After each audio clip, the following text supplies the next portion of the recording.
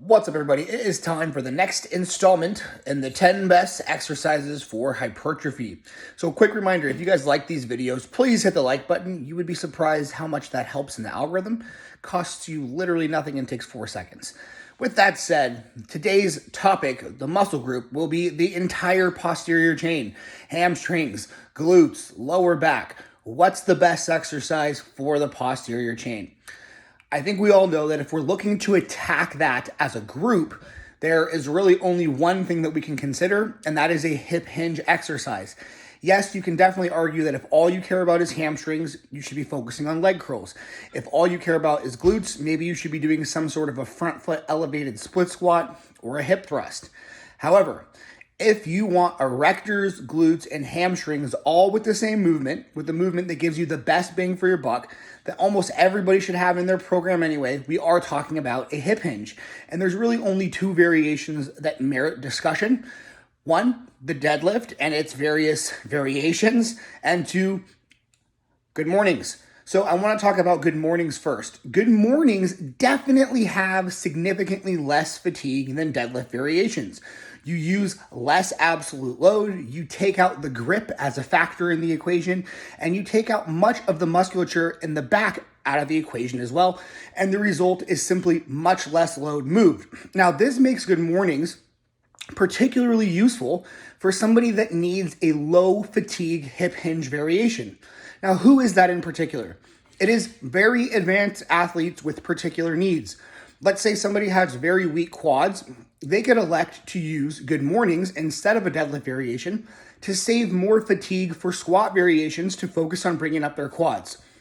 Who are good mornings not necessarily for? It's for people that don't need low fatigue variations. This basically includes all beginners and intermediates and any advanced athlete that doesn't have a particular need somewhere else that would be helped by saving lower back and overall central fatigue that they spend on deadlifts. Many people get this wrong. And here's the issue. Just because something is lower fatigue, it does not mean that it has a better SFR, which is stimulus to fatigue ratio. Because very often, exercises that have lower fatigue have significantly less stimulus as well. And in my experience, this is going to be the case with good mornings and other similar exercises like a 45-degree back extension, which will be even less fatigue than a good morning. It does not, however, have similar or comparable stimulus to a deadlift variation. And this is particularly true if you care about the back musculature at all. I'm talking traps, spinal erectors, all the way from the base of your spine to your neck, and even some of the upper back musculature like the rhomboids. These things can grow from deadlifts. Now, is it the most efficient way? No. We all know that the most efficient way to hypertrophy a muscle is to take it through a full eccentric and concentric cycle. However, for example, I never did a single calf isolation when I was competing in powerlifting, not one.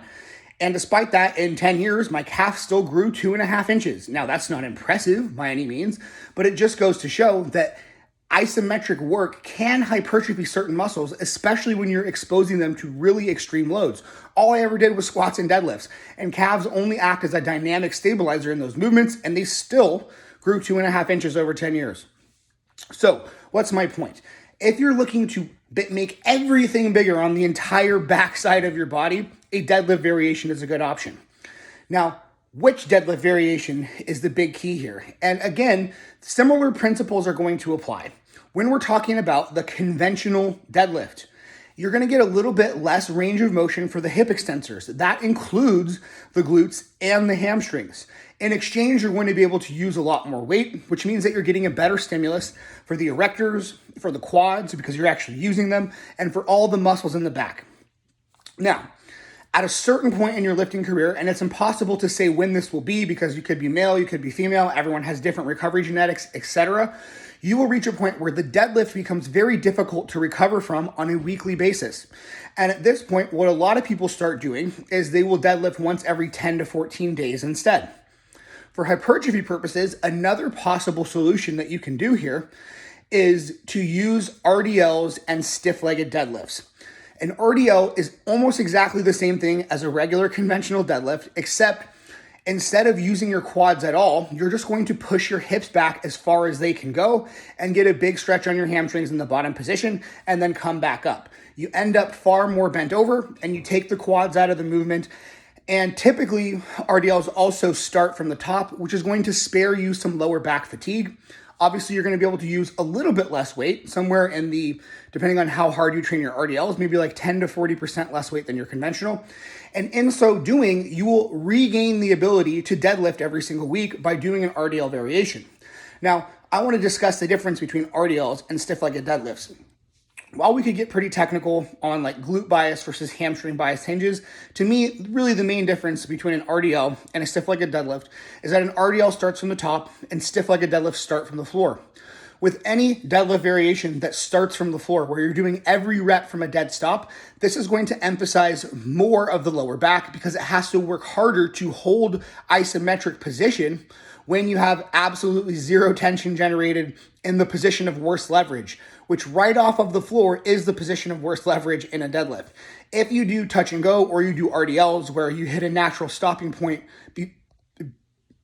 before you touch the floor, what's going to happen instead is that you skip that toughest point and it's just a little bit easier on your lower back. So in general, if you want to emphasize more erector, dead stop variations are probably going to be better.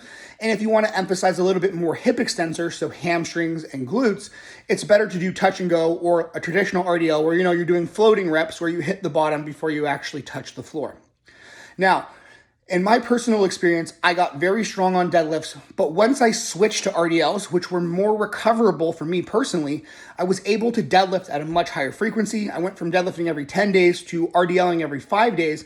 And in fact, my RDL strength quickly passed my conventional strength because the SFR was better, but it was still an extremely high stimulus movement because it's almost still a regular deadlift, right? You're just, the way that I do it especially is mostly just taking out the quads and making it easier for my lower back to recover. This was the key for me to unlock massive, massive gains in deadlift strength. As a powerlifter, my best deadlift was a 606 sumo. As a hypertrophy trainee, I have RDL'd 650 for 6 reps. Okay, that's even more than I actually have ever conventionaled. And that's because, again, RDL pushed my strength further than conventional did. So if I had to pick a single lift that is the king of hip hinges, for me, it's going to be the Romanian deadlift, where you either do touch and go off the floor or you stop before you touch the floor to save you a little bit of lower back fatigue. One final note that I'll make about this is that most plate-loaded lunge machines will allow you to do a lengthened bias RDL. And this can further give you a better stimulus to fatigue ratio as you can get most of the weight, most of the tension in that stretched position at the very bottom and really challenge your hamstrings and glutes. And then it'll get easier towards the top, which doesn't work your spinal erectors quite as much and can improve the SFR further. But there is absolutely nothing wrong, of course, with the barbell version of the RDL. And it is what I have spent the vast majority of my training time on in terms of hip hinges in the last 4 years since switching to hypertrophy training. So one more time to bring this all home. In my opinion, the king of hip hinges is the Romanian deadlift. Anyways, if you guys like the video, please like the video. Leave any questions or comments for me below in the comment section. Subscribe if you haven't already, and I will get the next video out in this series as soon as possible. Enjoy, everyone. Have a good day.